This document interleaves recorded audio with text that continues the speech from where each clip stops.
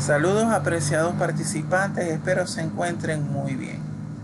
En esta oportunidad vamos a abordar lo correspondiente a las sendas metodológicas que podríamos abordar en nuestros diferentes trabajos de investigación. En principio vamos a realizar un recorrido por todas las tradiciones, o por lo menos las más comunes, que están vinculadas a la investigación cualitativa. En este caso, abordamos en primera instancia la fenomenología. En ese sentido, debemos entender que un fenómeno es aquello que podemos percibir a través de nuestros sentidos. La fenomenología es una corriente idealista, y entiéndase esta parte idealista, subjetiva, dentro de la filosofía.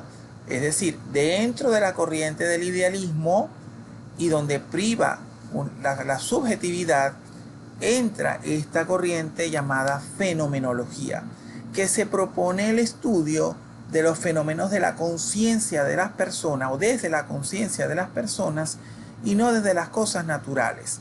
Es decir, es un método muy introspectivo y va a observar o a estudiar los fenómenos que ocurren en el mundo, pero desde la subjetividad, desde las percepciones de los actores que interactúan con él. No como lo hace el enfoque naturalista, donde a cada fenómeno le busca una explicación física o natural. No, aquí lo hacemos desde nuestra conciencia, trabajando con las intersubjetividades de los agentes intervinientes. El mundo se estudia no desde una perspectiva realista, sino en cómo la perciben las personas a partir de su experiencia o conciencia. Es decir, yo veo un fenómeno, no lo veo desde el punto de vista objetivo, sino desde la subjetividad y cómo lo entiendo y cómo lo comprendo o cómo lo percibo yo. ¿Ok? Y haciendo un llamado a la conciencia de manera concienzuda, dirían algunos. En ese propósito, se valora el empirismo y la intuición como instrumentos para la obtención de conocimiento. La fenomenología hace uso de un principio fundamental que nos lo dice Husserl, que lo acabamos de ver en la lámina anterior, que es l'épouser. Épouser significa la suspensión del juicio, es decir, tenemos que poner entre paréntesis todos nuestros juicios y prejuicios, concepciones y preconcepciones sobre un fenómeno. Entonces, ese paréntesis me va a permitir, a través de los demás, a través de las interacciones que tienen los demás, los sujetos intervinientes con el fenómeno, ver cómo lo perciben y construir algo que me ayude a interpretarlo y a explicar qué es lo que sucede allí. Tenemos que concentrarnos en el fenómeno en sí mismo, el fenómeno per se, y no en otras cosas. De hecho, algunos especialistas indican o manifiestan que, bueno, tenemos que aislar el fenómeno. Yo no hablaría de aislar el fenómeno, sino que verlo a él, observarlo a él, entenderlo a él, de repente, sin hacer demasiado énfasis en las interacciones. ¿Ok? Entonces, debemos entender que si no hacemos épouser, si no somos capaces de deslastrarnos de nuestras concepciones y preconcepciones, juicios y prejuicios, no podemos hacer fenomenología. Si yo voy a poner un ejemplo, si yo voy a hacer un estudio donde voy a entender o comprender cómo se realiza la inserción laboral de las personas que forman parte de la comunidad LGBT, pero yo estoy lleno de prejuicios hacia esa comunidad, no puedo hacer fenomenología. Tengo que separarme de todos esos prejuicios, porque entonces voy a incumplir el principio fundamental que nos dice Husserl, que es l'épouser. Algunos llaman método, otros llaman principio. Yo me decanto por llamarlo principio.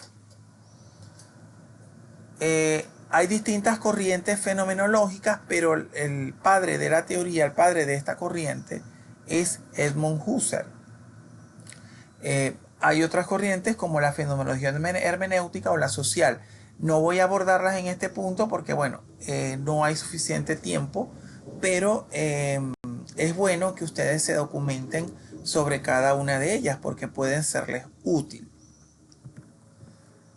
En ese sentido, también encontramos otro método o tradición que es la hermenéutica, que se refiere al arte de interpretar textos. A través de la hermenéutica se pretende encontrar el verdadero significado de las palabras escritas como verbales. ¿Okay? Ya la hermenéutica se ha extrapolado incluso a otros ámbitos. Yo puedo a través de un post que publican en una red social aplicar hermenéutica, interpretar qué está inmerso en ese mensaje. Yo puedo tener un documento legal y ver la hermenéutica de ese documento. Yo en mis clases siempre les digo a mis estudiantes, mira, ustedes me traen una constancia de nota y yo le puedo hacer una hermenéutica de esa constancia de nota porque yo puedo interpretar a modo de referencial por lo menos qué es lo que me dice el documento y qué refleja ese documento en virtud del rendimiento del participante. O sea, yo puedo hacer hermeneusis de distintos elementos, ¿no? No solamente de documentos escritos. La hermenéutica nace, imagínate, interpretando papiros, o sea, papiros egipcios. Pero básicamente, con el tiempo, se ha vuelto uno de los métodos que muchas veces complementa otros métodos. De hecho, tenemos ya, bueno, es una de las corrientes que existen, es la fenomenología hermenéutica, porque la fenomenología hace conciencia, pero ¿qué pasa? Heidegger en un momento dado, que era pupilo de Husserl, Martin Heidegger dice, ok, pero ya va, yo sobre esto también puedo interpretar el fenómeno, y entonces sobre documentos escritos, entonces no solamente es conciencia, y ahí es donde hay un punto de inflexión y ruptura entre ambos autores, maestro y pupilo, porque los dos eran afines. Entonces, bueno, allí se produce pues ese punto de ruptura y justamente es en función de la hermenéutica. Tiene un origen teológico, obviamente, como les comenté, nace prácticamente con la interpretación de textos bíblicos, la teología siendo, por supuesto, la ciencia que estudia la existencia de Dios, y se inició con la interpretación de este tipo de documentos. Recordemos que en la antigüedad estos documentos eran sagrados y entenderlos, que en su mayoría expresaban ideas en parábolas, con una moraleja intrínseca o en lenguaje figurativo, ¿no? Tú ves el Apocalipsis en la Biblia y tiene un lenguaje figurativo muy rico, ¿no? Y entonces, claro, de allí parte o sea, la gran pregunta, ¿qué quiso plasmar este autor? Las cartas de los apóstoles que escribieron en el libro de Hechos de los Apóstoles, que están reflejadas, evidentemente hay una hermenéutica intrínseca allí, un mensaje intrínseco que hay que ver qué es lo que quiso transmitir. En este sentido, Schleiermacher plantea que la interpretación no es externa a lo que se está interpretando. Tenemos que movernos en círculos del todo a las partes y de las partes al todo, que es lo que llaman el círculo hermenéutico. Evidentemente, cuando tú tienes un documento, puede representar un todo, una idea total, pero tú puedes discriminar o dividir el documento en secciones y hacer un análisis sectorizado, pero esas partes forman parte, valga la redundancia, de un todo organizado, de un holos. ¿Ok? Entonces allí la hermenéutica toma un punto de preponderancia porque, como les comentaba, muchas veces es el punto de apoyo para otros métodos o tradiciones. Dilthey amplía el alcance de la hermenéutica. No solo se interpretan textos importantes, que son estos señores que tenemos acá, sino discursos, historias, relaciones humanas, entre otros. Si yo tomo un mandatario nacional, un presidente o una figura religiosa o de pronto un empresario muy connotado, de alcance global, les aseguro que si hago una hermenéutica de su discurso, evidentemente vamos a encontrar un mensaje y metamensajes que pueden enriquecernos y bueno, dar origen a una serie de constructos que pueden explicar por qué sucede lo que sucede en el mundo, ¿no? Entonces, evidentemente, aquí la hermenéutica se extrapola y sobrepasa los límites de los textos. Heidegger considera la hermenéutica como un modo fundamental de situarse el ser humano en el mundo. Claro, porque tenemos que estar interpretando. Él dice, toda interpretación para producir comprensión debe ya tener comprendido lo que va a interpretar. Parece un trabalenguas, pero ciertamente lo que nos invita a esto es que tenemos que, en principio, ver lo que pasa en el mundo, interpretar lo que pasa para poder entenderlo, comprenderlo y, en cierta forma, estar en conocimiento del por qué pasan estas cosas, ¿no? Entonces el método hermenéutico trata de introducirse en el contenido y la dinámica de la persona estudiada, en sus implicaciones, y busca estructurar una interpretación coherente del todo.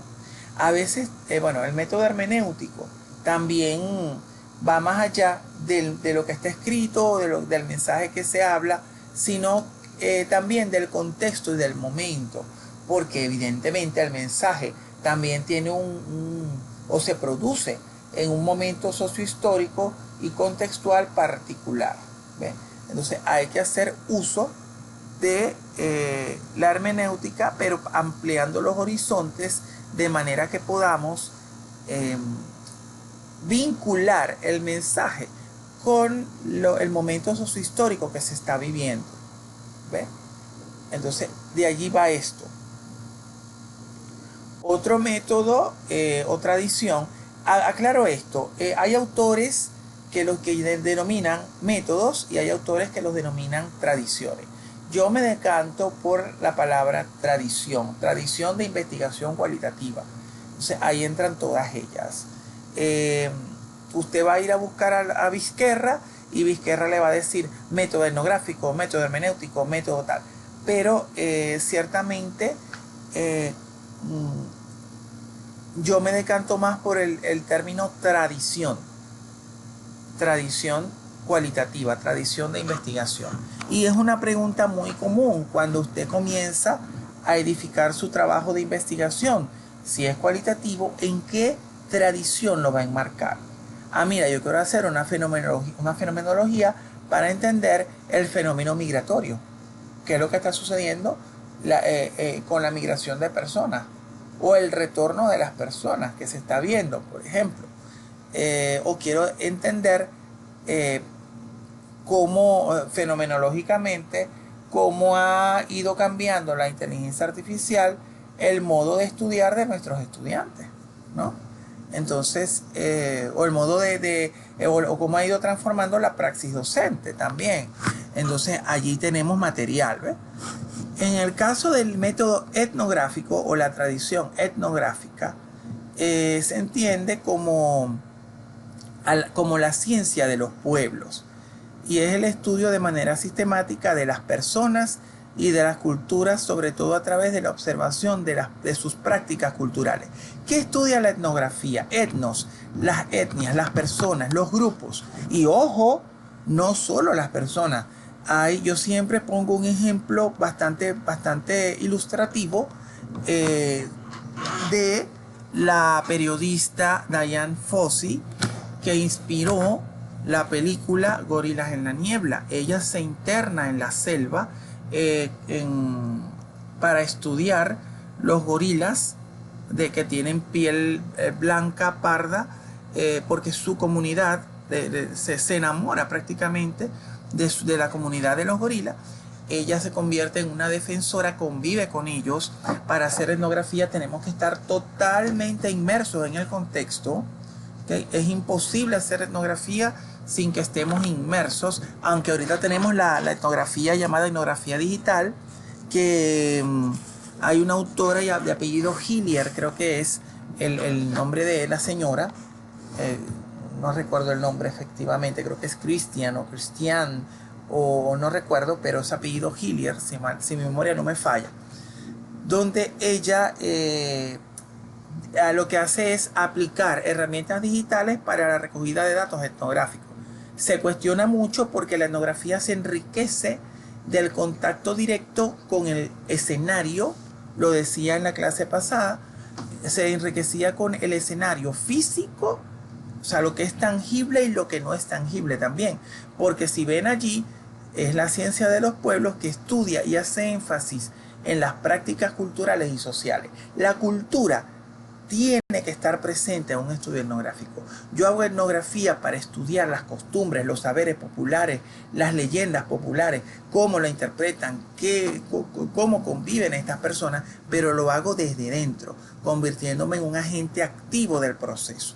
Yo no hago nada yendo a aplicar un instrumento, hago dos entrevistas allí y me vengo. No, yo tengo que vivirlo con ellos el fenómeno en primera persona. Y esto es lo que muchas veces asusta a las personas en estos doctorados, cuando tú les dices, mira, tienes que, tú vas a un estudio y lo dices, no, lo voy a hacer etnográfico, pero es factible que lo hagas etnográficamente, puedes convivir allí por un lapso de tiempo, ¿ok?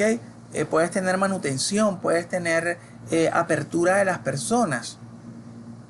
Normalmente, ¿quiénes hacen estudios etnográficos? Los que se dedican al trabajo misionero, los misioneros, los religiosos, que van a las... Y no es que nos tenemos que imaginar a una comunidad indígena y, no. Un trabajo etnográfico puede ser realizado en una comunidad donde tú vivas para explicar, por ejemplo, por qué, por decir algo, la comunidad responde ante algún estímulo de cierta manera. Por ejemplo, hace poco me tocó asesorar a una persona que estaba haciendo una investigación etnográfica para construcción de identidades. Pues resulta que el sector donde ella vive le han cambiado el nombre como 5 veces. Entonces, ¿qué sucede? Ya la gente no lo identifica, no identifica el sector como lo están llamando actualmente, sino que sigue siendo el sector X, como siempre fue conocido. Entonces le cuesta permear la nueva denominación ante la colectividad en la cual está, la que vive allí, pues. Entonces es como si aquí en Cabimas hay un punto de referencia muy común, que es la Bolivia. Es una panadería muy famosa que había allí. O sea, la gente sigue diciendo la Bolivia, pero ya eso no se llama Panadería Bolivia, esa esquina de allí. Entonces, ¿me entiendes? Entonces, o le cambian el sector, el nombre al sector o a la urbanización y ya no se llama así y la gente la sigue llamando así por los siglos de los siglos. Entonces, valdría la pena ver cómo las personas asumen esos cambios. Eso es un cambio prácticamente de la identidad del sector y cómo se sienten con el cambio, ¿no? Y tienes que vivir allí. O sea, si lo vas a hacer etnográfico, tienes que convivir allí. La etnografía se propone realizar una descripción objetiva.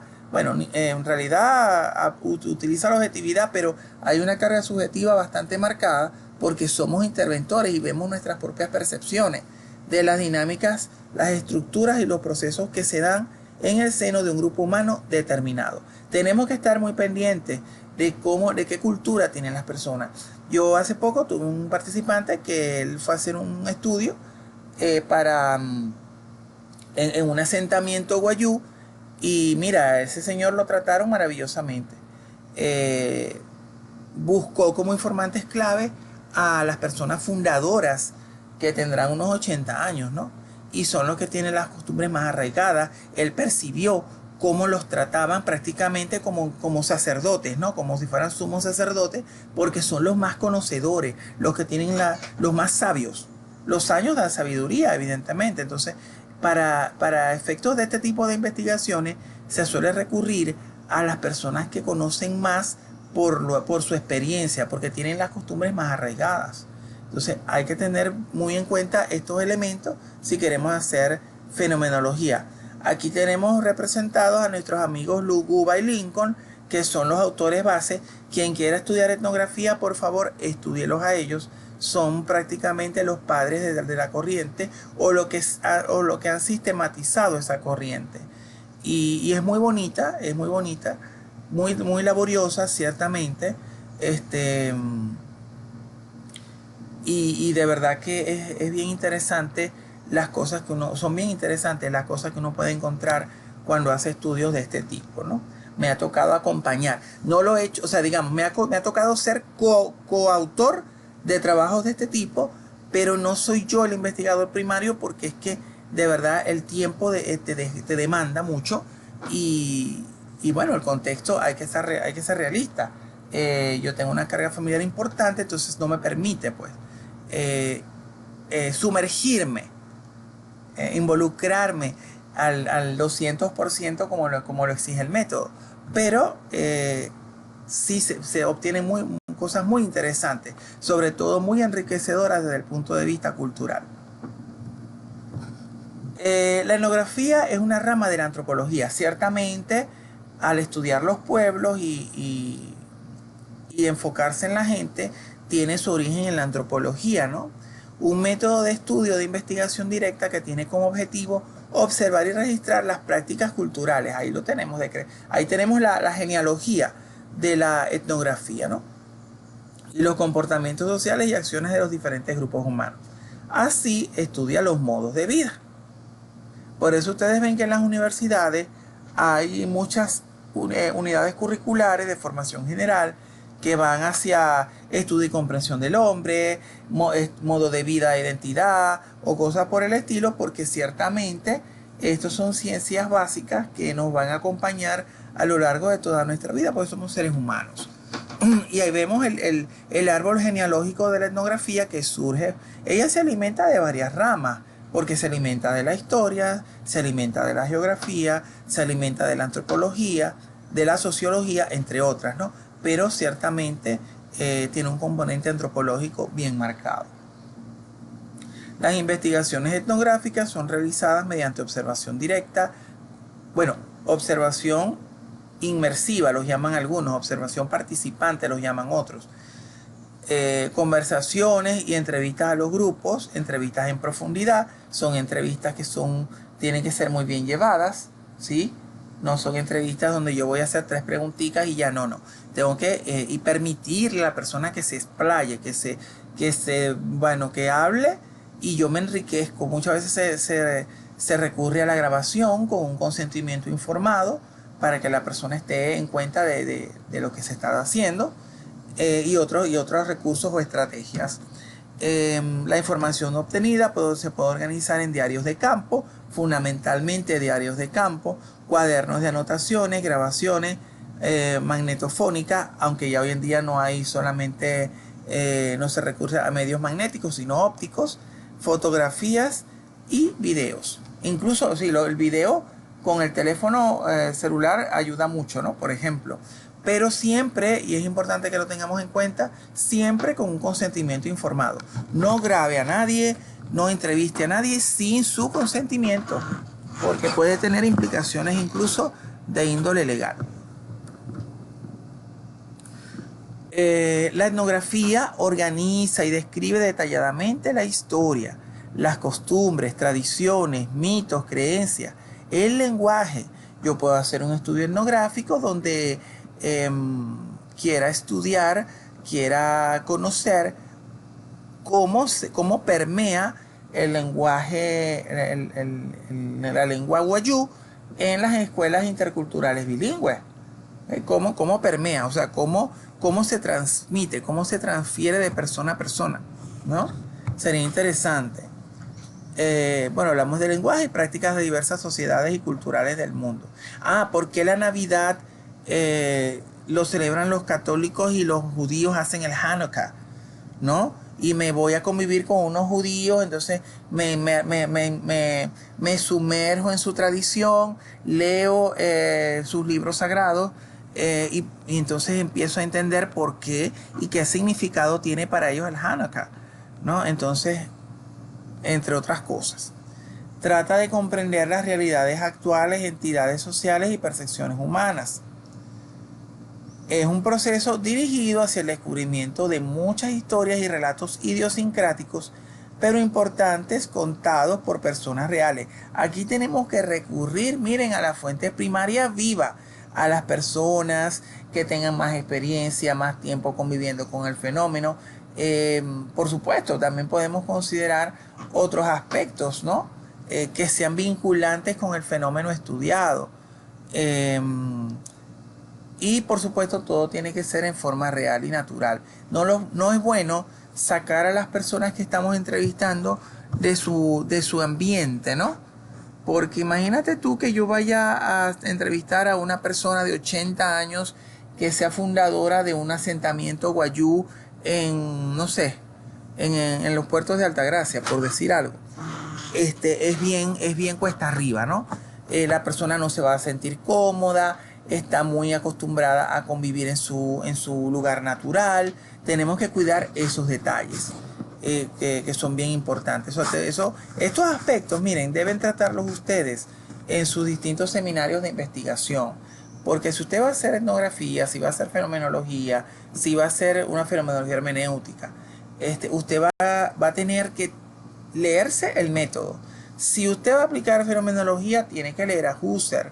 Si es fenomenología hermenéutica, Heidegger. Si es etnografía, Guba y Lincoln. Si es teoría fundamentada, tiene que trabajar con Strauss y Corbin. O sea, son autores básicos y padres de las corrientes, de las distintas corrientes que tenemos allí. Entonces, por allí partimos, ¿no?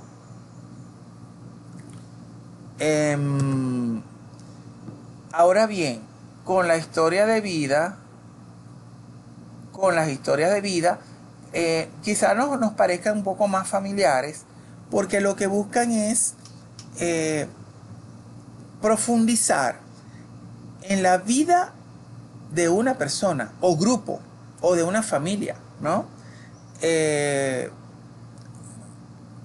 Y se comprende no solo su relato de vida, sino cualquier otro tipo de información o documentación adicional que permita la reconstrucción de hechos, ¿no? De una forma exhaustiva. Es importante la palabra exhaustivo. No solamente es decir que nació, creció, vivió, hizo esto, aquello y falleció o sigue vivo y está haciendo algo. No, usted tiene que casar esa historia de vida con el momento sociohistórico. Usted puede enfocarse en un personaje. Yo puedo, voy a irme a un extremo, yo puedo estudiar la vida de Hitler y perfecto, puedo entrevistar personas que lo hayan conocido, si la persona ya no está viva, si ya está viva, si todavía aún está viva, mejor aún porque puedo acudir a la fuente primaria por excelencia. Pero usted tiene que tomar en cuenta el momento sociohistórico, porque él se levanta como un líder en el estrato que lo hizo, ¿no? ¿Por qué tomó esa ideología? ¿Qué lo hizo erigirse dentro de esa ideología? Todo eso tiene que ser estudiado. Yo podría hacer un estudio, por ejemplo, de una familia primigenia, y hablando de una familia, como Ma Barker, ¿no? Ma Barker y su familia, o la familia Manson, lo que llaman Manson, que su grupo lo denominaba la familia, que era como una comuna, ¿no?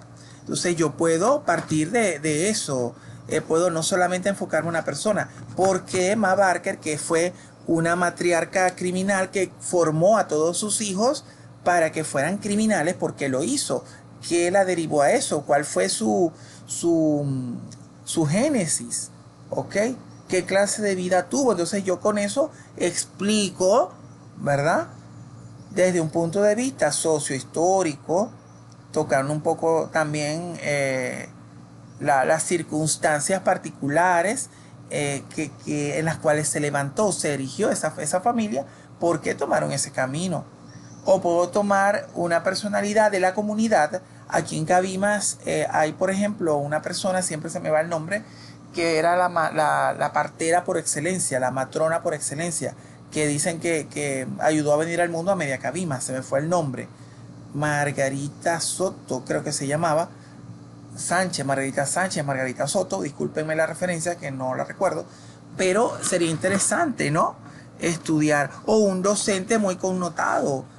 No tiene que ser una persona muy conocida, no tengo que irme a buscar a un Bill Gates o a una personalidad, a un presidente, sino puede ser una persona de tu localidad que haya tenido alguna característica o algunas características que les hayan permitido destacarse. El objetivo principal de la definición de historia de vida es relatar la trayectoria vital y las experiencias de una persona. O sea, qué aportes dejó al mundo. ¿Por qué es importante estudiar a esa persona? Son estudios bien bonitos, ameritan una revisión. Los periodistas, los comunicadores sociales hacen mucho esto cuando van a entrevistar o van a hacer una entrevista de una personalidad notable. Basta con que la persona sea notable en algún contexto para que, bueno, podamos hacer una historia de vida. La historia de vida se enriquece con los aportes del contexto sociohistórico. No solamente es echar el cuento biográfico, ¿no? En el cual se desarrolló la vida de una persona estudiada. De hecho, muchos artículos que tú encuentras en algunas enciclopedias online, offline, tienen un componente biográfico muy marcado, ¿no? Pueden considerarse una o varias personas, como lo comenté. Puede ser una familia, puede ser un grupo de personas que compartan una característica o varias características en común, o que convivan en un lugar geográfico específico, entre otras cosas. La historia de vida debe contener por lo menos los siguientes elementos: datos básicos, referencias sobre la infancia, juventud, madurez y el tiempo presente, motivos para investigar a la vida de la persona, aspectos relevantes a destacar, logros, eventos, importancia, el contexto histórico que ayude a explicar por qué la persona logró tal notoriedad, comparación entre los elementos históricos de la vida de la persona con la actualidad, qué aspectos podrían considerarse similares de lo que está sucediendo actualmente con lo que permitió que esta persona notable hiciera lo que hizo, ¿no? O sea, ¿por qué esta persona hace lo que hace en su momento y si es posible que pueda surgir otra persona u otro fenómeno similar en estos momentos? También sería interesante preguntarse eso, ¿no? Y los aportes del trabajo a las áreas de conocimiento. ¿Por qué es importante? ¿Qué aporte nos deja el estudio de vida de esta persona a las distintas áreas del conocimiento? Esto es fundamental. Ahora, la etnometodología viene de la mano de nuestro amigo Howard Garfinkel, que lo tenemos allí. Es una corriente sociológica que emerge a mediados del siglo XX. ¿Okay? Algunos lo sitúan en los 60, otros lo sitúan en los 70, pero bueno, no se han puesto de acuerdo. Realmente hay muchas imprecisiones o de pronto diversidad de criterios en cuanto a la ubicación temporal de cada una de las corrientes, ¿no? De las corrientes, porque cada quien ha hecho sus aportes, le ha sumado, le ha aportado, le ha adosado cosas. Entonces, bueno, describe el mundo social tal como se está construyendo día a día y produciendo una realidad que es cambiante y dinámica, ¿no? Él comienza a ver el mundo desde las interacciones que se suscitan en él. Y si se quiere, para algunos estudiosos, él es un buen precedente de la teoría compleja. Esto es cuestionable por distintas razones que son un poquito escabrosas, ¿no? Pero de alguna manera él comienza a mirar las interacciones que tienen las personas en el mundo y cómo intervienen en su realidad. La etnometodología busca entender la sociedad a partir de pequeñas interacciones en lugar de enfocarse en ella como una estructura. ¿Qué pasa con con la etnografía, por ejemplo, que siempre hay, profe, ¿por qué etnografía y endometodología? Que no es lo mismo, ¿no? La etnografía tú te enfocas en el grupo, cómo interactúa el grupo, pero en la etnometodología tú vas a enfocarte en las microinteracciones y cómo estas personas cambian, pueden generar cambios en el mundo, más allá de su comunidad. Entonces allí es donde viene uno de los puntos de inflexión más importantes entre la etnografía y la etnometodología. Porque fíjate, etno viene de etnia, de personas, de gente, de grupos, ¿no? Metodología es la aplicación de un conjunto de técnicas dirigidas al estudio de la gente, pero a través de qué, es lo que nos dice Garfinkel, tomando en cuenta las interacciones que puedan tener. Aquí en la etnometodología tenemos una serie de supuestos que son los puntos de demarcación y lo que la hacen distinta a otras corrientes. Los hechos sociales no determinan desde fuera de la conducta humana, sino que ellos son el resultado de la interacción social. Aquí miramos a la sociedad, hacia la interacción social, ¿ok? No miramos hacia adentro, no miramos hacia tanto la conciencia, sino las interacciones sociales, ¿no? Que es a través de esas interacciones es que se producen los hechos sociales. Los seres humanos no son idiotas culturizados, sino agentes activos capaces de articular procedimientos propios para definir circunstancias y significados. Nosotros somos quienes somos capaces de generar cambios en el mundo, no el mundo en nosotros. Somos nosotros los que estamos llamados a instrumentar cambios en el mundo.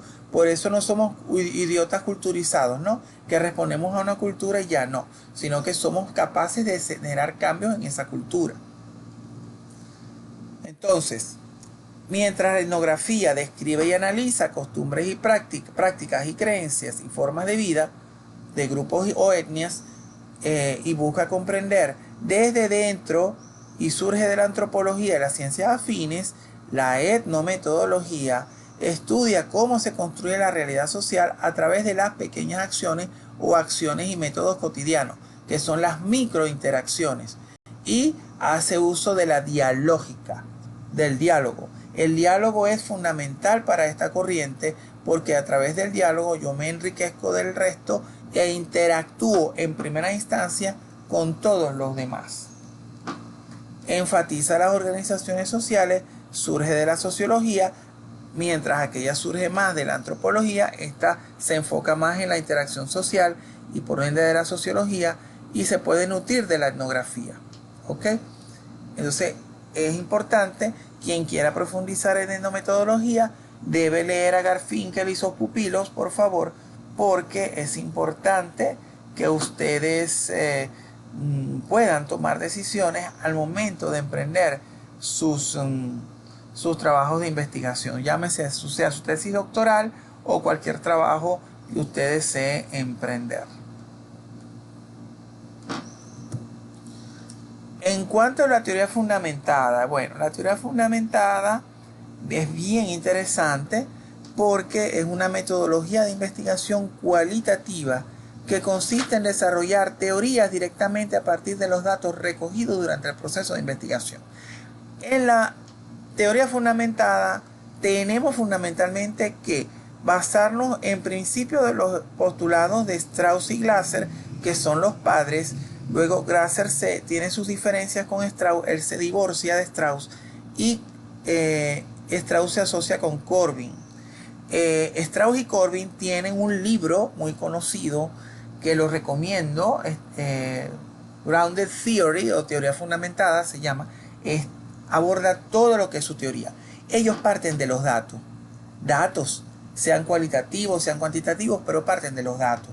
Es común que tú consigas una investigación de teoría fundamentada donde no haya como tal un planteamiento del problema, sino que haya simplemente una intencionalidad del estudio y de una vez parta al tratamiento de los datos, partes del tratamiento de los datos.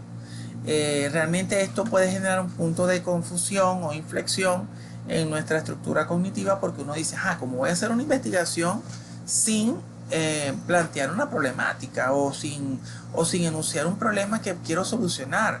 Es obvio, porque ellos parten de que desde los datos se pueden detectar patrones que cuando se empiezan a repetir ya llegamos a un proceso de saturación, que ya no hay nada más que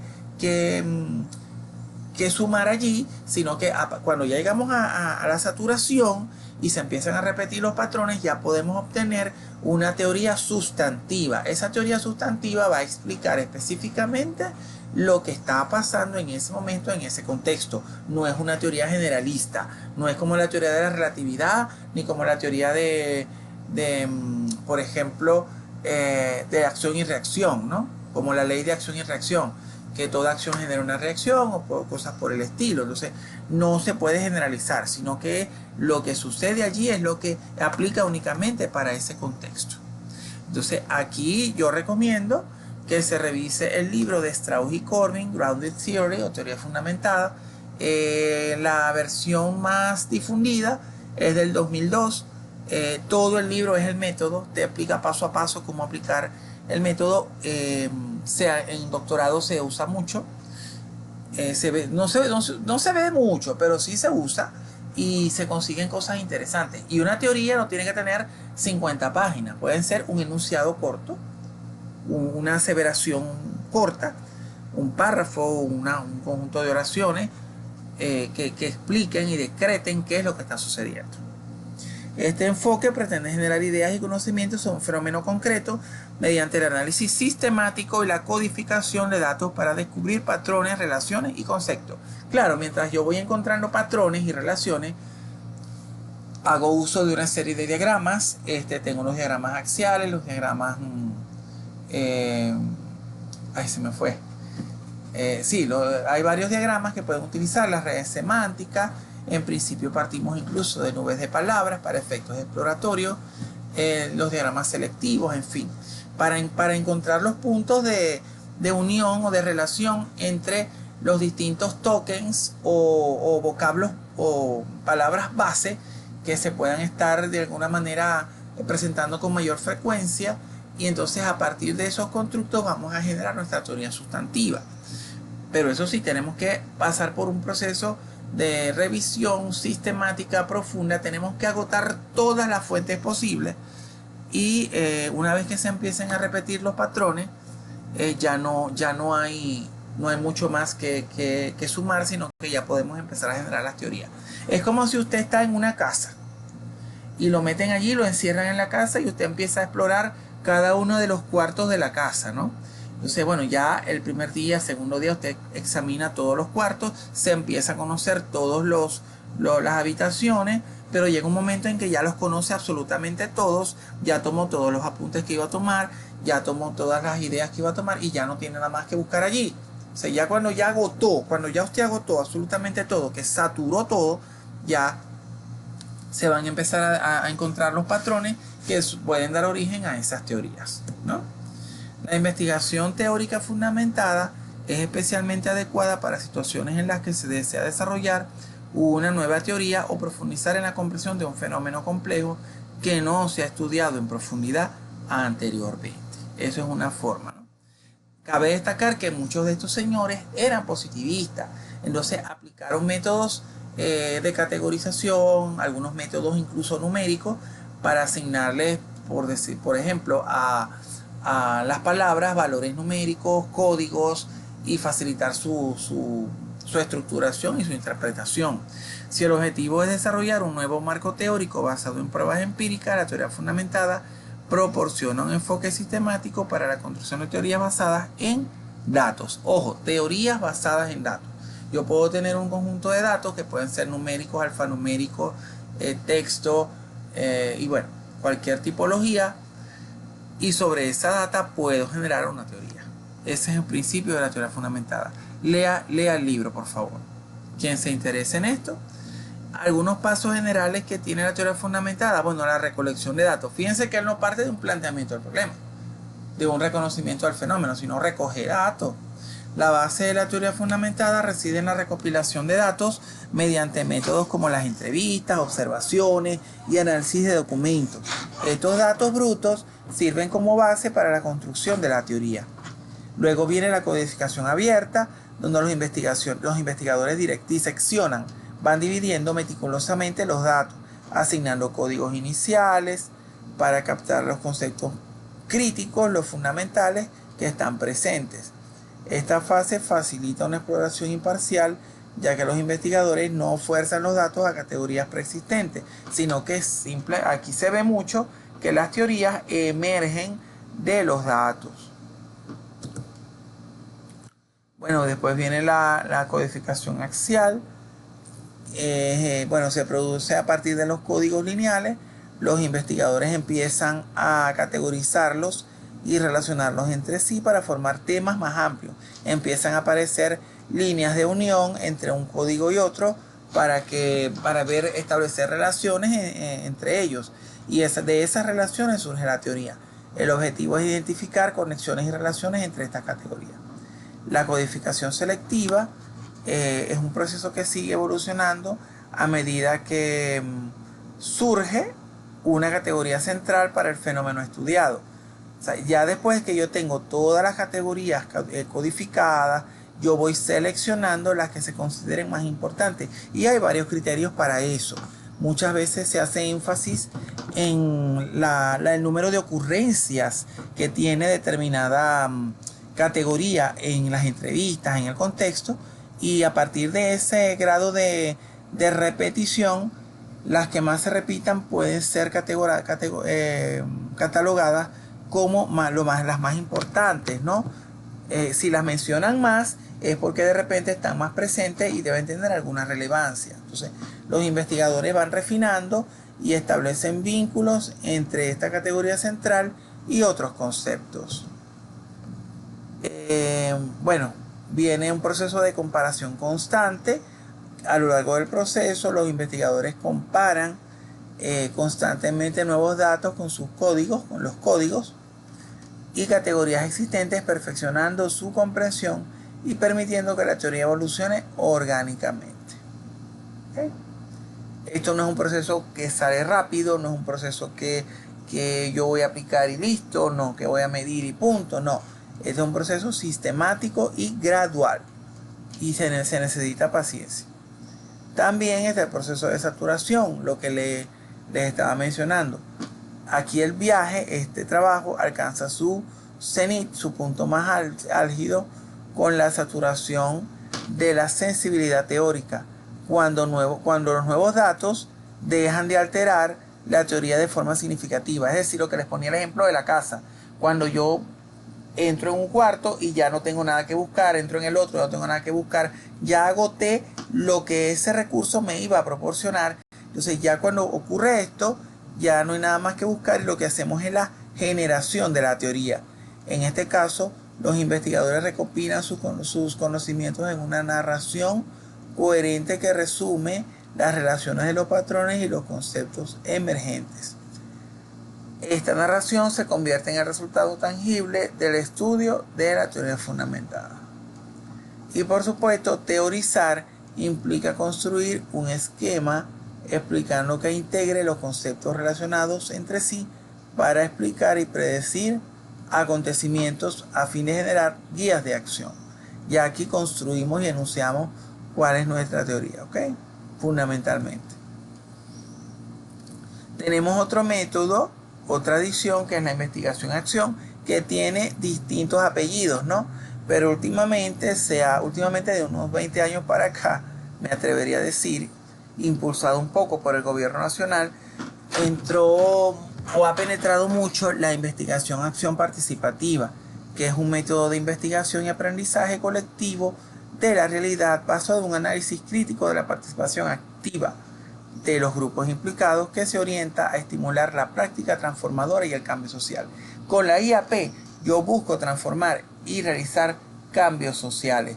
Desde un salón de clase yo puedo hacer IAP y puedo transformar la realidad de mis estudiantes. Claro, la IAP es un método de investigación psicosocial que está fundamentado en un elemento clave, que es la participación de distintos agentes.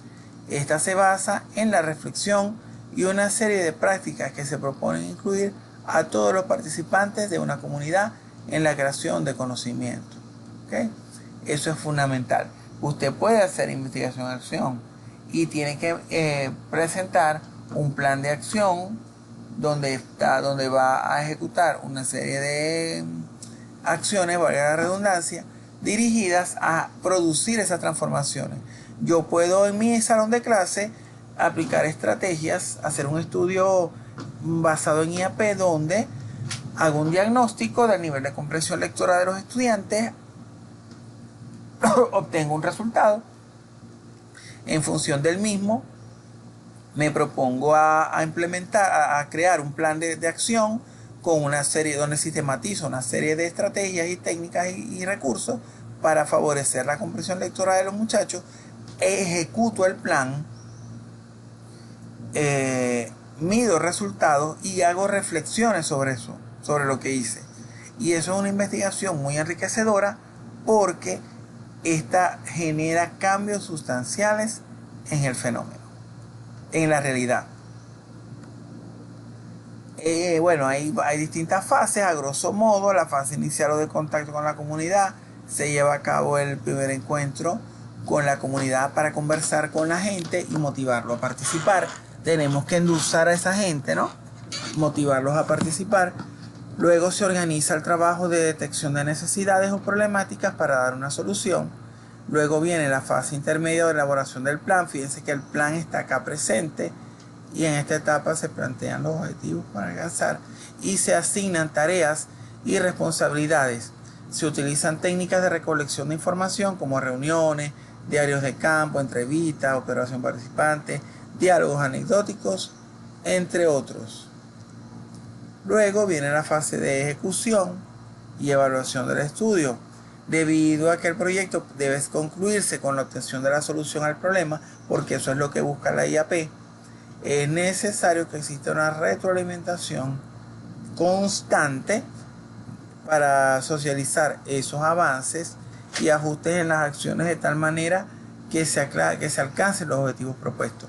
¿Cuándo voy a alcanzar el objetivo? Cuando yo vea que la conducta inicial ha cambiado hacia una conducta esperada y se ha generado un proceso de aprendizaje en los participantes.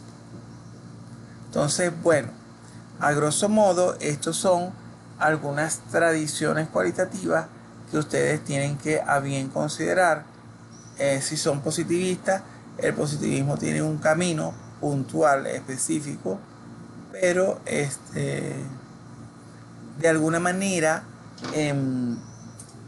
con esto se ha cubierto un abordaje bastante somero de lo que usted va a necesitar para establecer qué tradición y en qué marco va a situar su trabajo de investigación libre, quizás su tesis doctoral y por ende su artículo científico. Bueno, por ahora me despido y muchísimas gracias por su atención.